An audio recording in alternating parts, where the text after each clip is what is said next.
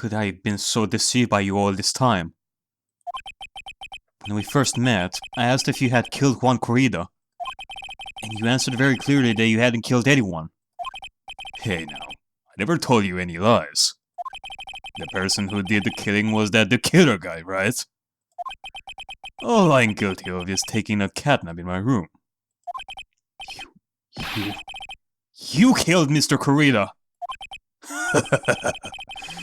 I dare you to say that in court tomorrow.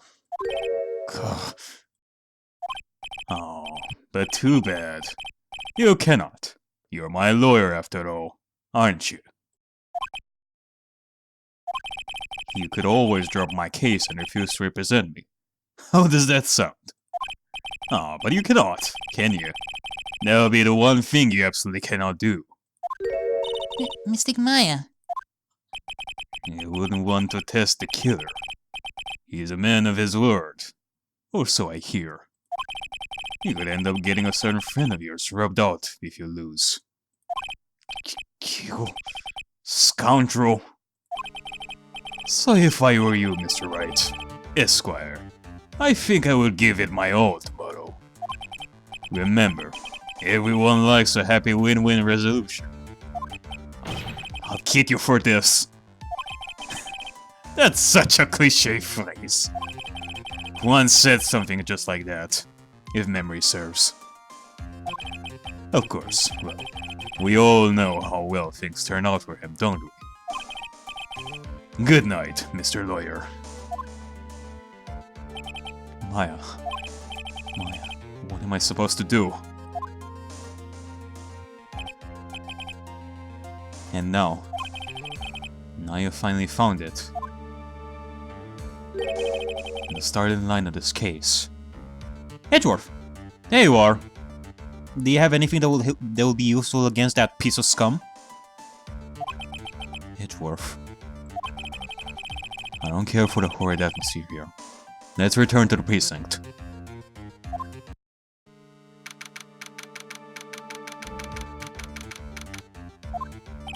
Well, right. What are you going to do? If you plan on changing your strategy... No! We cannot do that.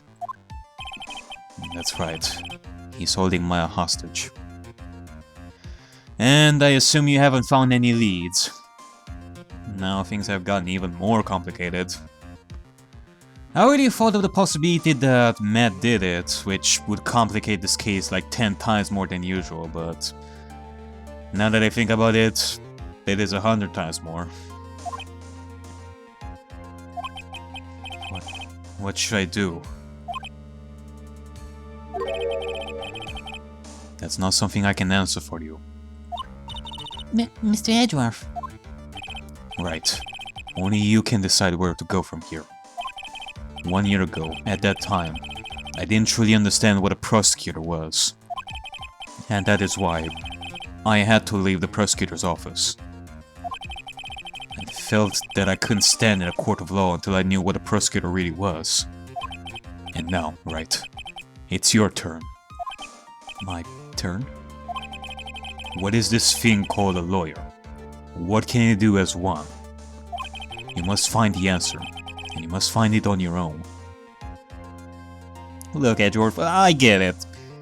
It is now Nick's turn to see what it truly means to be a defense attorney, but that it isn't just about defending their client no matter what. Because there are situations like this where our client is controlling us like puppets. Well, hell, if I were in Nick's shoes, I would totally declare Matt guilty and end the case there, but because of Maya, this is more about having the upper advantage on Matt than declaring him guilty and that's it. And we don't have that yet. We need evidence. Alright, well... let's see, what can we do? I'm a lawyer. But to fight for someone who is clearly a killer... Matt on guard. That man is really... ah! It doesn't matter who. Every person deserves a proper defense and a fair trial. Isn't that the basis of our judicial system? Right. Proper defense. But what exactly is that? Is it where a lawyer forcibly and blindly gets an acquittal through shouting and trickery?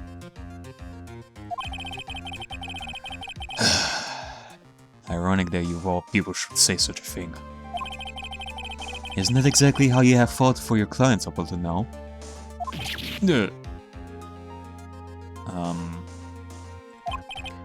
Well, that may be true, but that's because I believe my clients to be innocent from the very bottom of my heart. But if I were to get on guard an acquittal, that isn't a proper defense at all. I became a lawyer because I thought I could save people who were suffering and in pain. But when I look at this mess we're in, I cannot even protect the person closest to me. Even if I win the case, I still lose in the end. I just don't know what to do. Right. Would you get a hold of yourself? You have it all wrong. Huh? We aren't some sort of heroes. We're only human, you and I. You want to save someone. And that's something easier said than done, when you say. That's... You are a defense attorney. You cannot run away from that. You can only fight. That's all you can do. Alright. No matter what we think, there is only one way we can do this. And that is to fight. Just because we don't have the solution to our problem now doesn't mean we should give up on trying to find it or beat ourselves because of it. People like you and Francisco von Karma are always using all you have to pin me down. You fight to the very end, even when you know the truth is not with you. But I'm not like you. I cannot fight for a false verdict, for the man I clearly know to be guilty. Francisca, she fights for herself. The only thing she fights for is her perfect win record. That's all. And? Is that the same as you? Isn't that why you ran away a year ago? Because your precious win record was destroyed? You're so petty! I see. Now I understand why you despise me so. However, you are mistaken. What do you... Thanks to you, when you sealed off my path to a perfect win record, I began to realize the error of my ways. I realized that things such as a perfect record were meaningless. What? I don't believe you. Are you saying that is why you left the prosecutor's office? But then why? Why are you here now? The answer to that is something you will find out on your own. I have faith you will see it before the verdict is read tomorrow. But if you cannot, then you will be powerless to change the ending of this story.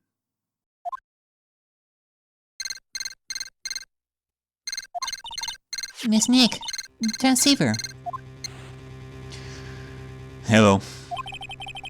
I'm sorry for what happened earlier. Now then, Mr. Attorney, do you wager you can obtain an acquittal tomorrow? Why am I? What is the matter, Mr. Attorney? I don't sense your usual anger this time. Tell me, please. Why are you holding Maya hostage for Mr. Angard's sake? Why are you doing this for that cold-blooded killer? Right. Please don't misunderstand things. He is my client. Don't toy with me! A man who hires an assassin is just as much of a killer himself! I believe you were asking me for a reason as to why I'm doing what I am. Yeah. This is what I like to call my aftercare. What the heck is aftercare? My name carries a certain amount of honor and dignity, Mr. Attorney. I take great care to ensure that no suspicion falls upon my clients or my handiwork. That is what is called client relations, and it is a part of an assassin's duty. An assassin's duty? We were unlucky this time and my client was arrested as a suspect. As a result, I did what I had to do to enlist your expert help, Mr. Attorney. And to ensure that you would do everything in your power to the very end. What is your name? I believe I told you once before. However, you did, but my name is the Killer. Shelly the Killer. You're Shelly the Killer? Please keep in mind you do not have much space to maneuver with me. As the Killer, I always finish what I set out to do. If you fail to keep up your end of the bargain. Maya! It would be my duty as an assassin to see to it she receives a nice long nap. No! Now then, if you'll excuse me. If someone were to trace this signal back to me, it would be quite troublesome. Well... What was that? Mystic Maya! No! I don't know what to say. Edgeworth! Did you hear that? At the end of that transmission? Huh? Oh, that. It sounded like a cat. A cat? Alright, that's it! We have our lead, guys! Let's go! Can't be. That cat. Can it? What is it? I know where Shirley the Killer is holding Maya hostage. Edgeworth, have all police units head for on guard mission immediately.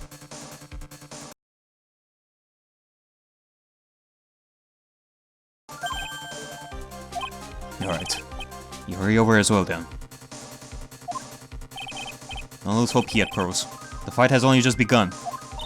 Yeah. Alright then, let's move. Let's go to the hotel lobby, and then to the living room.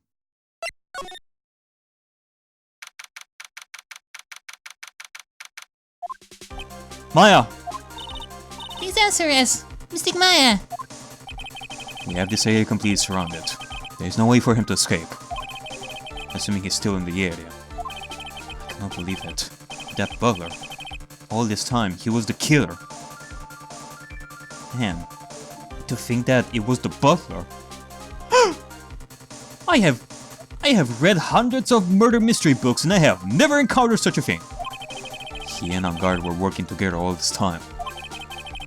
I'm sure they had worked out a contingency plan ahead of time. Alright, well, let's examine... There's a plushie over here. Oh, it's a figurine of a bear. But there are a lot of cuts in it for some reason. Alright, a figurine. A wooden bear-shaped figurine.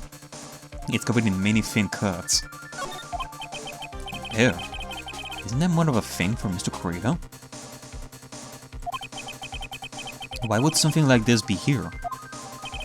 Right, look down. There's a little pet door installed here.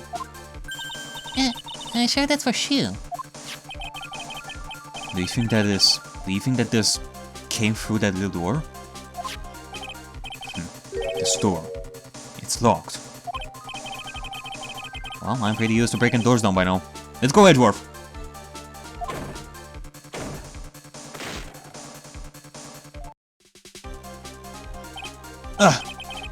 There's no one here!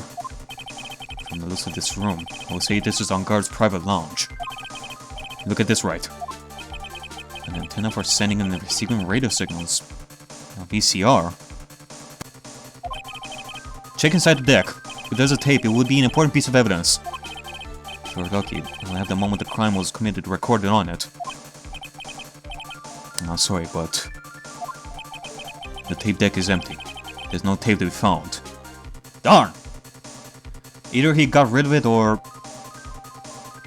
he knew that we might end up searching this house for evidence. No. But there's no mistake that someone used this to record something. It looks like someone took the tape and we're looking for him, and escaped with it. Alright, well, let's examine some stuff around here. The antenna. It's a VCR and an antenna. The footage that the spy camera took at the scene of the crime was beamed here and recorded on the tape. If only you had the tape, it would have been really helpful. Alright, the computer. It's on guard's computer. Why couldn't he have used this to get help? Knowing Maya, she probably wouldn't even know where the power button is to turn the computer on. Miss Nick, where's the power switch? Oh, I get it. So that's what happened. She can find the power switch. Okay. There's a little door for shooting this big door. I'm sure Maya used this door to shove this out there. I'm sure it was her. Every time it gives me some piece of evidence, it's always the most crucial piece. This time too, I'm sure. I cannot read all the labels, but this is a very large collection of videotapes. Looks like Angard taped all of his own shows. What a spacious sofa. I bet 10 pearls would fit on here. Yeah, I would say like 12. I don't think 10 of me would fit, Mr. Nick. That's a very small table. I bet we could barely squeeze 3 pearls on there. Yeah, probably 4. But I won't sit on a table to begin with, Mr. Nick. A huge television and speakers room, largely here. I'm sure if Maya saw this, she'd say... I would die a happy samurai fan if I could see the Nico Samurai on TV like this. Yeah, that's what she'd say. Ah! I don't believe I just made a joke about Maya, all things considered. Okay, is that it? Okay, I think that's it. Let's move to the wine cellar.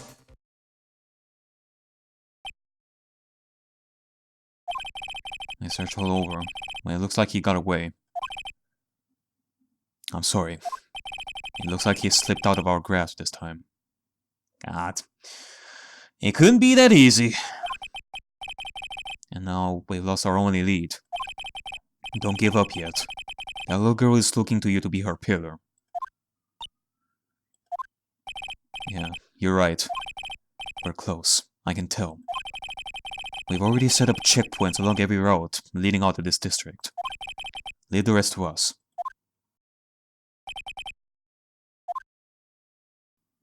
Alright, well, let's check this. This looks like a picture of Miss Impax. With love, Celeste. Miss Impax? You mean... Ah!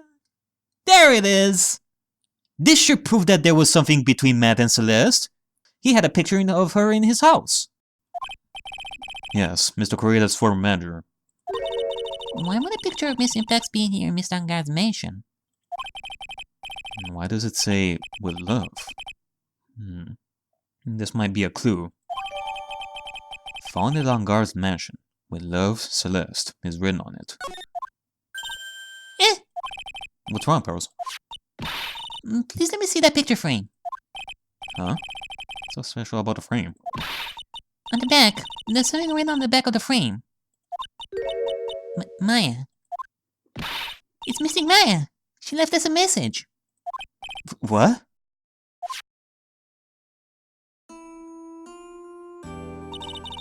I thought he'd come.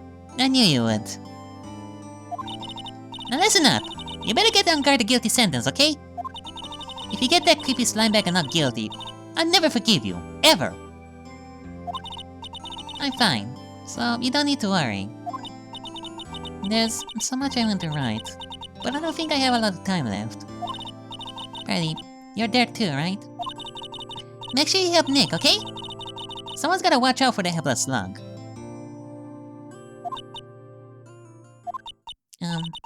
That's it for now, Nick. I guess I'll talk to you guys later. That's... No! Mystic Maya! Right. What's wrong? Why the blank stare?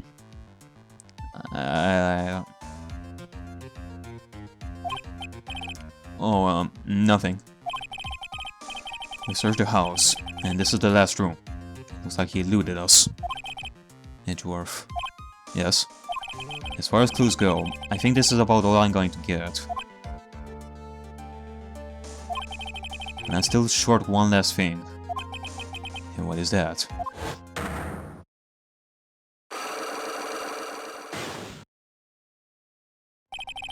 This engenders a Psyche-lock. If I could just find out what secret she's holding, then I think I stand a chance in court tomorrow. To blow this case wide open and expose the truth. Yep, and I think we have the right piece of evidence for that, Nick. I think I know what you're thinking. I'll contact the detention center. Thanks, Edgeworth. Well, let's go, Pose. It's time to open that last lock.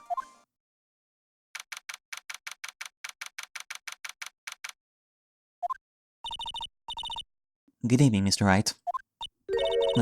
What's wrong? You look ill. Miss Andrews, I come to remove your Psyche-lock. Remove my Psyche-lock? Mr. Wright, are you trying to woo me or something? Because you're already doing a piss-poor job at it. Psyche-lock? I want to know, and you will tell me, your secret. Fine, go ahead. Try to break me if you can. Oh, we're totally gonna do this.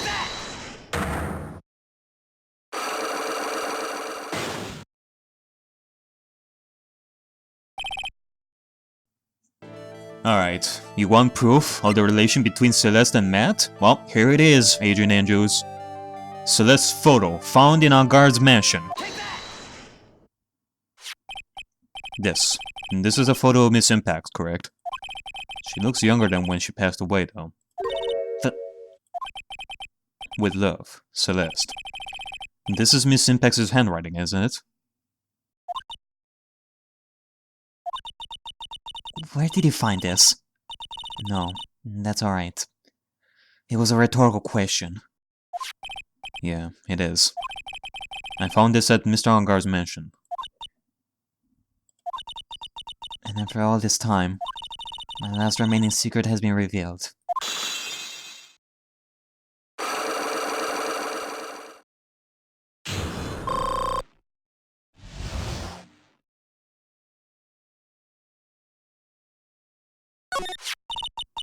Celeste. She was supposed to get married to Juan. Yes, but I heard that it didn't work out. Because Mr. Correa didn't want to get married to her anymore, right? Yes. Because of Matt. But because of Mr. Angard? What do you mean? I think I can see where this is going. Celeste. She was Matt's manager a long time ago. She was the happiest woman in the world at the time. I was working part-time back then, and I often saw the two of them together. So that's why "We love Celeste" is written on the frame of that picture. They were a couple, weren't they? It wasn't anything as splendid as that. Celeste was being used. Toyed with until she was thrown away. That's so horrible. Matt's entire image is built around how nice and wonderful a man he is. A scandal would have destroyed that. Which is why Celeste, in her kindness, moved over to Worldwide Studios. And that is where she met Juan. She seemed really happy with him, even happier than when she was with Matt. Celeste and Juan were such a good match that they were even planning to get married. And then, it was suddenly called off. On the night Juan called their marriage off, Celeste, she killed herself. And that's why I framed Matt. It was revenge for Celeste and for myself. I'm sure even you can guess why Juan called the wedding off, right? Matt confessed to Juan about his relationship with Celeste.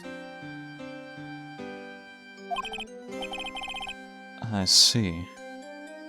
So that's what happened. You don't mean... You're telling me that Matt lied to Juan? That Celeste was cheating on Juan with Matt? And it's because of that lie that Juan called off the wedding? It wasn't because Juan was a piece of shit. He was fooled by Matt on guard in calling off the wedding. And it's because of that that Celeste killed herself. This was all Matt's fault. Is this it? But... then why did Mr. Kreda have to call off the wedding? I don't understand at all. It was probably because of his worthless male pride. Juan and Matt were always fierce rivals. Matt waited for the wedding announcement and then unleashed the truth on Juan. He was aiming for when it would hurt Juan the most. Poor Miss Impacts. But... wait, I don't get it. Why would Juan trust Matt in the first place with what he said, if they were fierce rivals? Is it because Matt also showed him false evidence to trick him? I mean, it's not like Matt and Celeste were still together at the time. Celeste left him. That wasn't the end of it. That day, I'm almost certain that Celeste left a suicide note behind. And in that note, she left a detailed account of Matt's various misdeeds. And... so that she would never again be hurt by Matt, she chose... to die. Then, when Juan discovered her body, he hid her note. But why would he do that? It's simple. Juan realized that note was a powerful weapon against Matt, and it would be especially damaging to his refreshing like a spring breeze image. So that is what Juan was gonna use at the press conference to ruin Matt's career. The list of his misdeeds that Celeste left before she died. In any case, with his pride hurt, Juan sought revenge. Revenge? There's that word again. Juan wanted to publicly disclose the contents of that suicide note. At a time that would cause Matt the most damage, of course.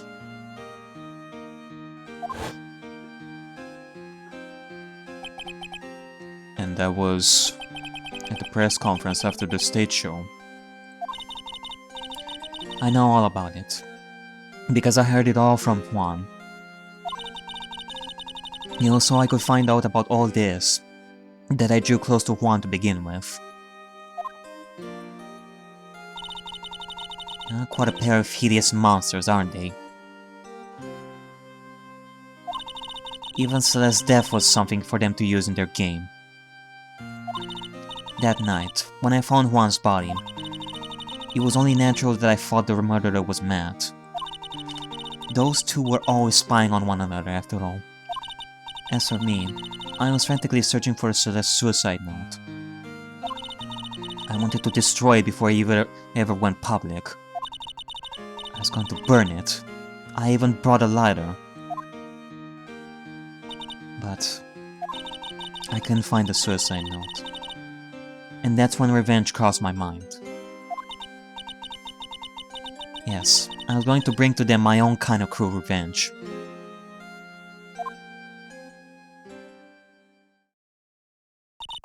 Celeste was killed by those two monsters. So when I stabbed Juan's body with that knife, I didn't feel a single shred of guilt. And that's all I have to say. Well, Mr. Wright, even knowing all this, I'm still going to help that man. No way in hell. What you have told us here is a gold mine of information that can help us in the trial a lot.